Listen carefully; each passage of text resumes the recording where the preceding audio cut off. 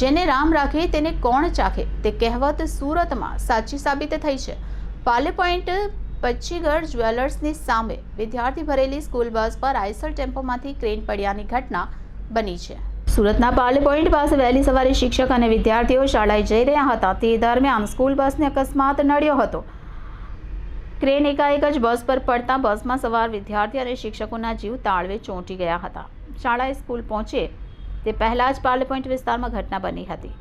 ઘટના સંદર્ભે ઉમરા પોલીસે આઈસર ટેમ્પો ચાલક સામે બેદરકારીનો ગુનો દાખલ કરી વધુ તપાસ હાથ ધરી છે।